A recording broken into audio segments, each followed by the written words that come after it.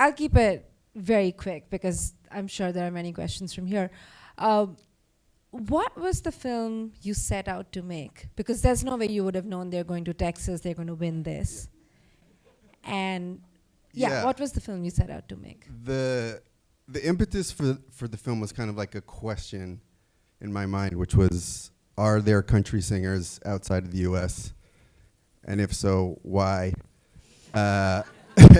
And what is that like? And you know, how big could you possibly dare to dream being a country singer outside the U.S.? Because it's such a heavily guarded and gate-kept genre of music, you know, by white America.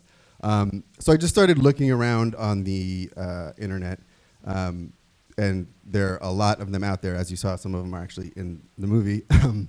But like the defining kind of characteristic of country singers outside the U.S. was that it felt kind of goofy, or kind of like they were cosplaying as Southern Americans, doing a lot of covers, singing in, you know, put on Southern American accents. And so I was like, okay, that's what this is going to be about. It's going to be like a short form project about, you know, kind of an eccentric foreign country artist. And then I found these guys' video kind of by accident, and it was the first. It was like, this is very different. Whatever these guys' story is, it's totally different. They were singing in their own accents. The music video that's featured a little bit in the film was all about showcasing Moihoke and where they came from. And so I was like, oh, this is, whatever these guys' story is, it's about having a deep connection to country music, and that kind of flipped it on its head. You know, my suspicion that they had this deep connection kind of bore out, obviously, in the film. And thanks for saying that about white America. And this is a question for each one of you. What did you think when a white dude just turned up and said, I'm making a film on country music? Come again? What did you think when someone like Jesse just turns up and says he wants to make a film on country music? Well, for us, it was just unbelievable, because we didn't think there would be someone out there who could sort of be interested in what we do, you know, because when we did all those videos, we're not thinking about that. But again, it goes back to how we were raised. Our grandfather always said, give it all your best, whatever you're doing, because you never know who's watching. So it was just us doing what we like. And then here comes this guy. So, yeah. What did you think? It wasn't so much it was a white dude who wanted to do a movie on country music as it was a white dude who wanted to do a movie on African country music singers. Then I was like, Lord Jesus, give me strength. But I think I was pleasantly surprised. I think that, you know, it's so obvious that he has the trust and respect of the protagonist, and that's really, you can see that from start to finish in the film and in all the footage.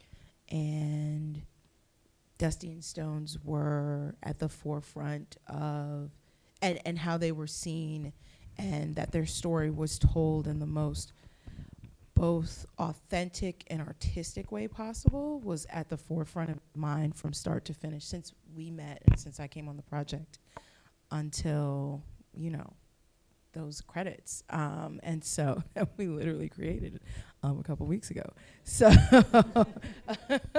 and so I do feel like there's a safety in that when somebody has the right, no matter their race, when they have the right intentions and the right kind of perspective at the forefront, and kind of continue through that consistently. And my last question, you guys want to answer that? Sure. Yep. I personally thought it was a dream come true, because I'm a musician and I play a lot of festivals and shows with country artists. I really love country music, and I never thought I would get the opportunity to score or be asked to score a film about African country music artists. I thought it was super dope, and thank you, Jesse. Were you nervous, like, as you know, you're being asked to score music for a film that's about musicians? I was extremely nervous because this is the first film I've ever scored. Thanks. Thank you. So yeah, I was kind of, I don't want to curse, but I was like shitting myself a little bit. But I thought it was a really cool challenge, and I just honestly was just super honored to be a part of the project, especially as an African American who loves country music, who plays with country musicians all the time. This was like a heaven sent, like first scoring opportunity for me. So yeah, it was awesome. Loulwa, do you want to say a few words about how you came onto the project? Yeah. I mean, when Jesse contacted me, I was wondering why would I also like make a project about country music. I was never really a fan, but as soon as I saw like footage of these guys, I'm like, no, I absolutely want to be on this project. Are you a fan now? Oh, I'm a fan of the oldies. But yeah, I feel like I was blessed with this project because it came like right when the pandemic hit too. So it kept me sane throughout, and I was even like listening to their music when I wasn't working on the project, and was also like singing in the back. I knew like the songs by heart. So yeah, and my parents are musicians too, so this kind of hit home for me. So yeah, thanks. Question, comments, compliments?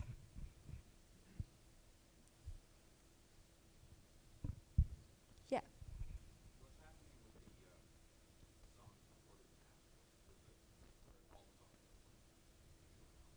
So what's happening with the song that was recorded in Nashville? Okay, we are looking forward to try and release those because we held them back, just for we didn't want to spoil this moment, So we are still kind of because these songs, they are what we've always dreamed of. We're telling our own stories, through this American musical platform, but we're telling our African experiences, and then to have that sound like it sounds. So we kind of thought we don't want to sort of rush and release this, and because to us it feels like it's the best thing that has ever happened to our life. We want to try and release it at the right time. I don't know that's when, but we hope there will be that right time to release the songs. Yeah. And I just want to acknowledge that Robert Ellis Oro is here tonight. Bob, could you please stand up? What an amazing contribution to this project.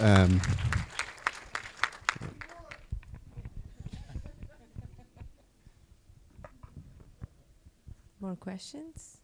Yeah, can we do the one from the back and then back to you?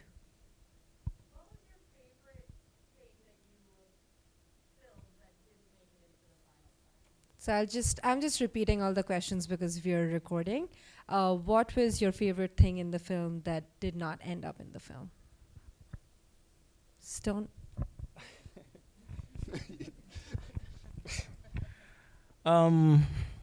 I can't think of any many because there were so many clips that were taken. But our favorite moments maybe was the session in Nashville. That was more like a university for us, a university for country music. So I think the recordings of the songs, the common guy, how these guys just took it up and made magic out of it. I mean, it was so amazing. It's so unbelievable. I think for me, anything that happened in Nashville during the recordings, that was so special. Yeah, there was a whole third song in that session that we didn't have space for in the cut, but they recorded a song called The Common Guy, which actually is out there. You can get it on SoundCloud, Bandcamp.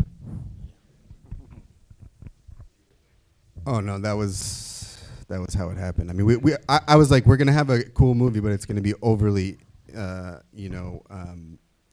of like inspirational and happy the whole time, and we might not have a conflict. And the festival was very aware that we were coming. I mean, we weren't like, like guerrilla filmmaking in the bushes. We were like told them we were coming. They wanted to roll out the red carpet for Dusty and Stone supposedly, but it was really just that bass player just kind of was like, do you guys need a villain in your film? Because I'm here to do that for you if you want it. And he had a mic on, and we were like, "This is crazy that you're doing this with a mic on." And it was like, yeah, the whole crew was like, and also like we just had filmed that rehearsal thinking, you know, maybe this will be interesting, but the performance is tonight. Like we were tired, so that ended up being when they switched the time on them to Thursday. We were like, oh my God, we're gonna have to film like a whole other, you know, 5-6 hours. So it wasn't. It was a total surprise, but we kind of realized in the moment like this is. I call it like the Wizard of Oz climax, where you get there and it's, you know, the man behind the curtain. But yeah, no, that was exactly how it happened. Yeah. Were you guys really that calm? You did not get angry when that happened? Okay. Angry wouldn't be the right word. But yeah, we were taken aback because we are from traveling. I mean, we were a bit tired, like just as said. Well, so when that happened, you know, it's those moments where even if you get frustrated, but you need to calm down because, I mean, the show won't change. The time won't change. You just need to calm down, think fast. What is it that you need to do now to just make the show happen and give the best performance? So yeah, we were not angry, but we were a bit disappointed. But I mean, there's no reason dwelling on that. Because if you go on stage with that sad face, it's not going to. It will reflect to your audience, and you're not going to connect. So we had to think quick, come up with a plan. I remember we even had to change the songs that we had to play because the band were not. Getting it. We came from Nashville with the sheets. We thought it was going to make the job easier, but somehow it didn't. So. We had to come up with a plan real quick because the show was on. It wasn't going to change anyway. Just to add on that again, I think it comes back from how we were raised. Like I'll always refer to my grandfather. You know, we were always working at home, like every day or every weekend after school. We were always working, and he was always teaching us about always having a plan B instead of whining and complaining. It's like he would always talk about a moment when we're actually working in the workplace. Like, it's not like everyone is going to like you there or love you. What do you do? Do you quit? Do you come back home to tell me that we've quitted the job? Find a way to just sort of accommodate whatever negative things you come across. So that kind of upbringing every time comes through with us whenever we come across a challenge.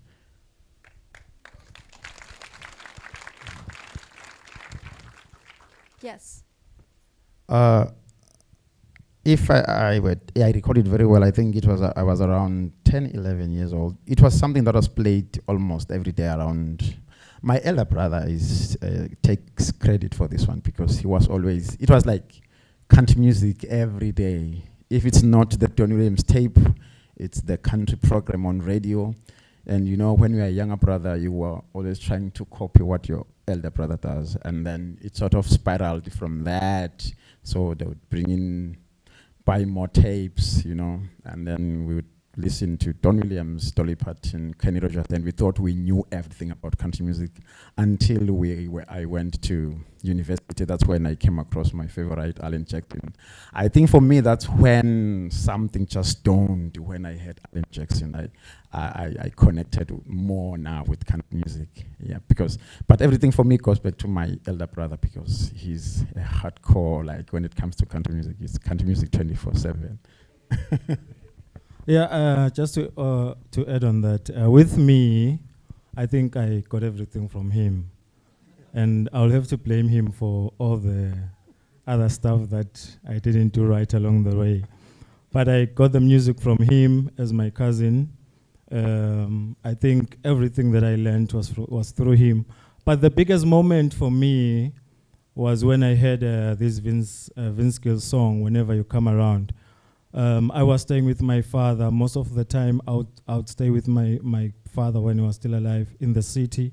He was a police officer.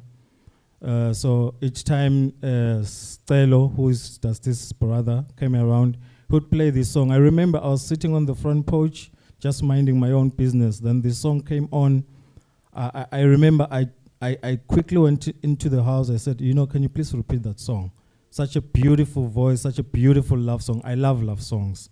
Such a beautiful love song. I mean, I just got hooked with all. I mean, Vince Gill is just everything. He plays guitar. He's our inspiration. He sings beautifully. He does beautiful harmonies. He plays so many instruments. I mean, what more do you want from a hero? So I think from there, that's how I got into country music. I never turned back, and I've been blessed. Yeah. Again, I think these moments of discovering something, they never end, you know. I've realized that, you know, when we started, we were just playing acoustic guitars. And then I heard Brent Mason playing his Telecaster, and I thought, I'd like to learn that, you know. So it's kind of, you grow as you listen to more and more. And I mean, now I want to learn the pedal steel guitar, you know. That's how crazy it can get, because one moment you think, okay, now I've got this down, and then it opens up to another world, you know. And again, Stones was talking about Nashville, where it was country 101 for us. This is how they do it. And then back home, we don't have producers, we don't have that. So again, we had to learn how to do it back home when we are alone. So those moments of discovery are sort of an everyday thing. Thank you. I think this is it for now, but text your friends right now and tell them that there is a second screening. Yep. Yeah, just we have a bunch of other crew members who worked on the film in the audience. If you guys just want to stand up really quick. Thanks to everyone who worked on the film.